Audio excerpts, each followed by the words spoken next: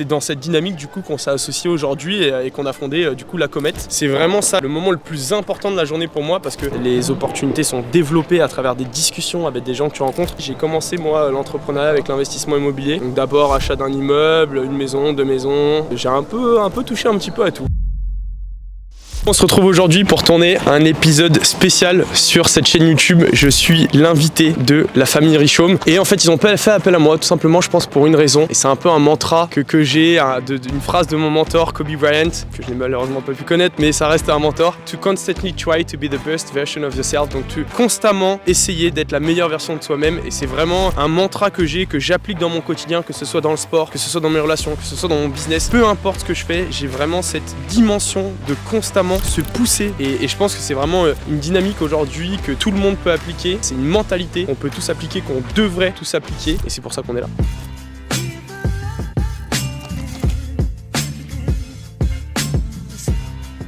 Donc toi tu viens à 7h du mat ici. Ouais, 7h du mat, je suis à l'entrée, puis il y a personne quoi, y a personne. Et souvent en fait je fais ma pause quand j'arrive ici, je suis déjà à 3-4 bornes en fait. Et souvent en fait je fais ma pause juste par pleine gratitude. Ouais Steve, donc toi t'es sur quels réseaux sociaux en fait? Alors du coup moi je suis sur principalement LinkedIn pour le côté business, tout simplement parce que c'est quand même le réseau professionnel. Et donc vraiment à la fois sur le côté inbound, donc tout ce qui va être création de contenu et vraiment activation moi de mon réseau, donc posting, community management qui va être d'interagir aussi sur les posts moi de mon réseau, sur les posts des amis sur LinkedIn. On est au château de Versailles ici. Tu peux nous expliquer un peu pourquoi c'est un lieu important pour toi? Déjà on est chez moi. Non je déconne. Non mais j'habite Versailles depuis tout petit donc c'est vraiment un endroit où moi je suis toujours venu. On venait ici en cours faire des courses d'orientation, moi je cours beaucoup ici et je trouvais que c'était vraiment un endroit sympa pour qu'on puisse se retrouver tous les trois, que ça change un peu de tous ces studios podcast et tout cet air un peu parisien, que se retrouve un peu au milieu de la nature et d'un endroit qui est exceptionnel quoi.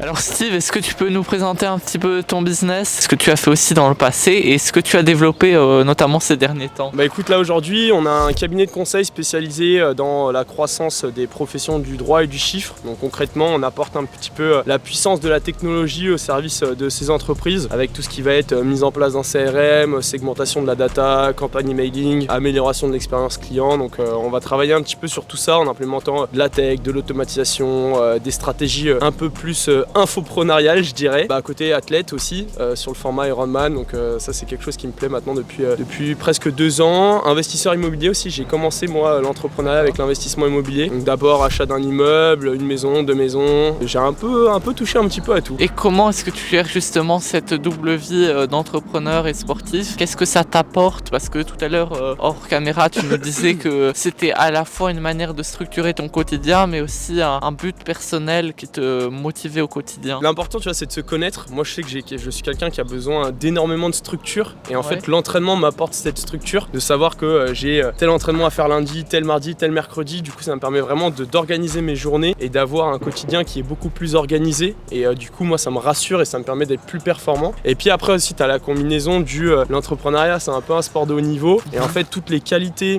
qu'on va développer dans le sport de persévérance, de discipline, de détermination, même de stratégie tu vois, parce que par exemple un Ironman ça se prépare en 6 semaines, ça va se préparer sur 9 mois, un peu comme un business qui se stratégise sur du moyen terme, se dire ok en fait on va d'abord avoir une phase de croissance qui va être de la prospection, ensuite on va avoir une phase de développement où on va se mettre en place, on va standardiser, on va créer des process et puis ensuite une phase de scaling qui est au final un peu dans le sport l'atteinte de l'objectif et le moment où on arrive on est vraiment le plus performant le jour de la compétition. Donc en fait tu as plein de liens à faire entre le business et le sport et c'est vraiment quelque chose que j'aime beaucoup.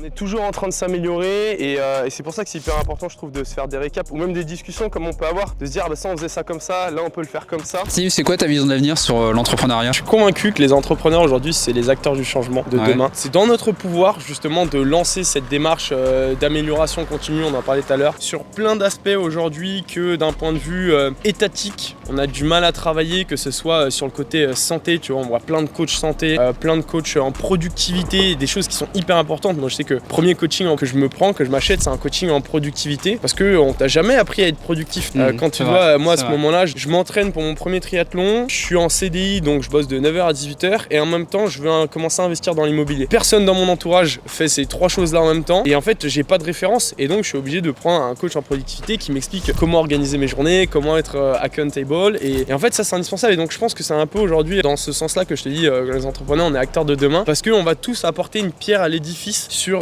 plein d'échelles différentes du développement personnel, que ce soit au niveau de la santé, au niveau de la gestion émotionnelle, au niveau du travail sur la vision, au niveau du travail sur les habitudes, sur de la collaboration. C'est ce qu'on est en train de vivre maintenant, tu vois. L'avenir de la Comet, c'est le nom que tu as donné, que vous avez donné à ta boîte. Tu vois comment à 2, 3, 4 ou 5 ans? 3-5 ans, on se voit vraiment structuré avec une vraie équipe de plusieurs dizaines de personnes, voire peut-être même plus. En fait, on sait que c'est vraiment un projet qui a de l'avenir. On sait que nous aussi, c'est corrélé à notre vision de créer vraiment une équipe, de développer un vrai projet et d'avoir un vrai impact à la fois sur les clients, mais à la fois sur les collaborateurs, sur une team. Donc on est vraiment dans cette optique-là de croître et de ne pas rester dans le soloprenariat, quoi.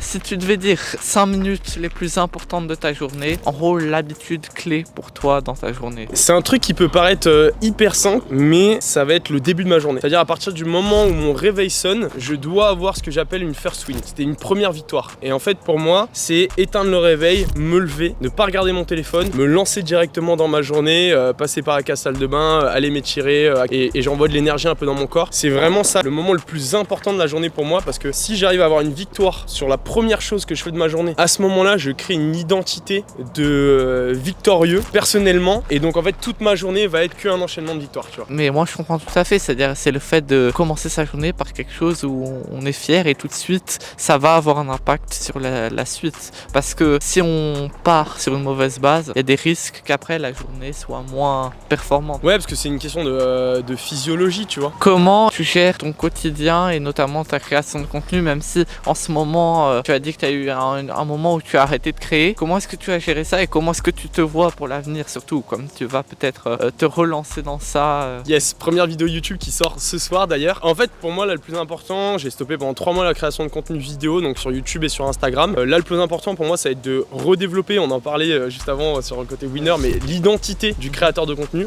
reprendre l'habitude de créer du contenu et pour le faire facilement je vais vraiment casser le côté perfectionniste qui me retardait en fait de poster parce que c'était pas bien, parce qu'il n'y avait pas de montage, parce qu'il n'y avait pas de bonne miniature. Et en fait ça j'ai envie de casser cette identité trop perfectionniste que j'ai par rapport à la création de contenu et de vraiment se dire bah là tu vois ma vidéo YouTube d'aujourd'hui elle va être enregistrée pendant mon entraînement ce soir et elle va être postée sans montage, sans rien, avec 0 miniature. L'objectif tu vois là c'est que ça me prenne à partir du moment où je plug ma carte mémoire sur l'ordi jusqu'au moment où je l'upload sur YouTube, ça me prenne pas plus de 30 minutes tu vois. Et faire ça en mode chill, j'ai pas besoin d'être hyper focus et ça peut être après le dîner par exemple tu vois. Un moment où je perds pas de temps et plutôt que de se faire un 10e épisode d'une série Netflix, et bah tu te mets une demi-heure sur le post de YouTube. Ce sera bien plus intéressant. On est d'accord.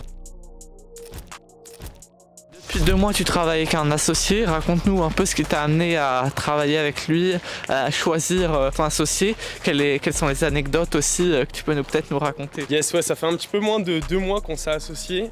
La proposition a été faite globalement il y a 2 mois. On s'est associés il y a 6 semaines, quelque chose comme ça. Jérôme est un ancien client, donc ça c'est très drôle. Donc on a commencé à bosser ensemble. Lui il est venu pour du coaching vraiment performance il y a à peu près au mois de novembre. Je l'ai coaché pendant 4 mois et puis on a développé une offre ensemble. Et en fait petit à petit je me suis rendu compte qu'on avait quelque chose à faire sur cette offre, on pouvait la professionnaliser, on pouvait la structurer encore plus. C'est dans cette dynamique du coup qu'on s'est associé aujourd'hui et qu'on a fondé du coup la Comet qui est notre cabinet de conseil pour les professions du chiffre et du droit. Donc est-ce que tu es plutôt satisfait de ce lancement, pour l'instant des résultats, quelles sont tes perspectives pour l'avenir et aussi est-ce que tu peux nous raconter un peu pourquoi et comment la Comet? Très beau lancement, la Comet est en plein décollage, on a onboardé nos premiers clients avec déjà des gros résultats, donc ça c'est très positif. On s'est beaucoup structuré parce qu'on vient tous les deux d'un monde corpo, moi je viens de l'expertise comptable, Jérôme il vient de la banque et de l'assurance, donc on a eu vraiment un vrai travail de structuration, de standardisation, de développement de notre wiki. Là on est sur le marché depuis maintenant 2-3 semaines, on a déjà onboardé nos premiers clients, ça se passe plutôt bien, il y a de grosses perspectives d'évolution parce qu'il y a un vrai marché qui est peu adressé encore et on a une vraie valeur ajoutée sur ce marché, donc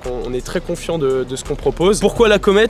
Tout simplement parce que la Comet va vite, une Comet ça va très vite, une Comet c'est toujours en plein décollage. Moi ma mère me disait toujours, et c'est drôle parce que c'est un peu peu l'idée de se dire tu fais des plans sur la comète, ok, et ben en fait nous on te permet de les réaliser aussi. On est vraiment dans une dynamique ultra performante. Jérôme est aussi un grand sportif, donc là le 19 mai, donc dans 15 jours, on se fait un semi-marathon ensemble avec un objectif de terminer ça en moins d'1h30, donc gros challenge. Et voilà, et c'est un petit peu en fait ces ambitions et ces valeurs qu'on apporte aussi à nos clients sur le côté dépassement de soi, ambition, aller chercher vraiment plus loin, plus haut. Et voilà, le plus haut, c'est encore une fois la comète, donc c'est un petit peu tout notre naming, tout notre branding qui tourne autour de ce moment. Et donc la valeur de la performance, c'est vraiment cher pour toi, c'est vraiment important, l'idée de la performance dans tout ce que tu fais, entreprends, que ce soit le sport ou le business. C'est vraiment quelque chose qui est important, c'est dans tout ce que j'entreprends. Donc c'est à la fois dans le business, c'est à la fois dans le sport, mais aussi dans mes relations. C'est vraiment une performance que j'aime appeler holistique, c'est-à-dire que ma performance, elle doit être globale, elle doit être sur tous les aspects et tous les domaines de ma vie. J'ai pas juste envie d'être performant dans le sport, j'ai pas juste envie d'être performant dans le business, j'ai envie d'être performant partout. Et en fait, du coup, ce qui est cool, c'est que c'est des valeurs que tu peux transposer aussi à tous les domaines et d'être hyper présent, de se dire que quand tu fais quelque chose, tu le fais vraiment à fond. Quand tu es dans une relation, que ça soit avec un pote, que ça soit avec ta compagne, avec tes parents, avec ta soeur, tu es toujours à fond, que ça soit avec des clients, c'est pareil, que ce soit dans une séance de sport, c'est pareil, tu es toujours là pour te donner à 120% parce que on sait pas si demain on pourra recommencer. Ça se trouve, mon entraînement d'aujourd'hui, c'est peut-être mon dernier entraînement et j'ai pas envie de le regretter à la fin, quoi. Comment est-ce que tu construis ton réseau? Quelle importance ça a pour toi dans tous tes projets? Quelle valeur aussi ça t'apporte? Pour moi, je pense que le réseau, c'est vraiment un des déterminants de ta réussite. Tout est une question de relation dans l'entrepreneuriat et dans la vie en général d'ailleurs. Les opportunités sont créées par des gens que tu rencontres. Les opportunités sont développées à travers des discussions avec des gens que tu rencontres. Tu vois, là, j'étais au mastermind Personal Figures de Sylvain Pascal ce week-end. On a eu des conversations hyper passionnantes avec des participants. Il y a beaucoup d'idées qui en ressortent. Donc le réseau en fait te permet d'être entouré de personnes qui te tirent vers le haut, qui te poussent vers le haut. Et ça, pour moi, c'est hyper important. Maintenant, comment développer son réseau? Déjà, c'est avec de l'audace. Il y a des gens qui sont entre guillemets au-dessus de toi dans le business. Faut pas hésiter à aller les chercher parce que ces gens-là, tu peux aussi leur apporter de la valeur, tu vois, sur d'autres aspects. C'est comme ça que j'ai réussi à créer des très bonnes relations avec des entrepreneurs qui sont bien plus loin que moi dans le business parce que j'ai d'autres choses à leur apporter. Par exemple, le côté mindset avec tout ce côté dépassement de soi. Et puis après, c'est aussi se faire des events,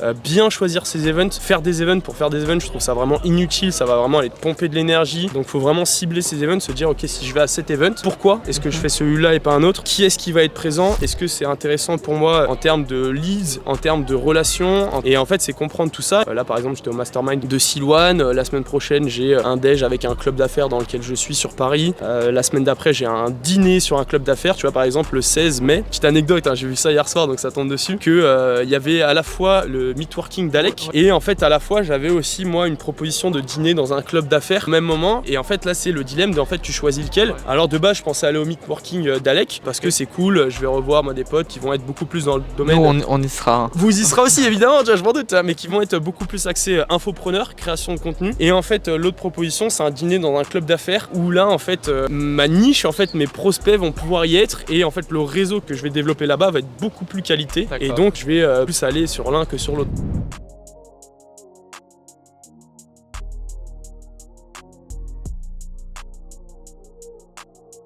Tu fais appel à des financeurs ou pour l'instant vous démarrez par vous-même comme ça? Alors tu vois, ça je trouve que c'est un point qui est assez drôle. Souvent, on parle beaucoup de levée de fonds, tout le monde veut faire des levées de fonds, etc. Je pense que c'est beaucoup pour nourrir son ego de se dire j'ai fait une levée de fonds. En fait les levées de fonds il y en a plein. Le premier financeur auquel on fera peut-être appel, c'est tout simplement un établissement bancaire, comme ça on n'a pas besoin de diluer notre capital. Notre focus c'est vraiment le business model. Donc c'est d'avoir une boîte qui est capable de cracher du cash, qui apporte vraiment de la valeur. Et si on a une boîte à cash flow, normalement notre besoin en fonds de roulement sera financé par la croissance de l'activité. Donc dans un premier temps, on voit pas l'intérêt de se faire financer, d'avoir des financements extérieurs. Peut-être qu'à un moment on arrivera, mais dans un premier temps, ce sera avant tout auprès d'un établissement bancaire sans aucun doute. Et si on prend un intervenant extérieur, un business angel ou un fonds, ça sera plus pour avoir vraiment un contact et une porte d'entrée dans un réseau qu'on peut pas atteindre et vraiment pouvoir passer à une étape supérieure, pas forcément liée au fonds, mais plus liée au contact, au réseau et à ce que le business angel peut vraiment nous apporter. Est-ce que tu as un mot à dire à tous ces gens là qui nous regardent, qui sont des viewers, des entrepreneurs, des gens qui nous suivent, des gens qui ont envie de nous rejoindre? T'as quelque chose à leur dire? Ouais, je pense qu'il faut oser, il faut passer à l'action, je pense que c'est le plus important, j'en parlais encore à ce week-end. C'est très bien de penser à lancer un business, c'est très bien de penser à créer du contenu, c'est très bien d'avoir plein d'idées, mais le plus important c'est d'y aller, de vraiment de mettre de côté le perfectionnisme, d'avancer, de s'améliorer, de tester, d'échouer, de recommencer et d'avoir ce process-là en continu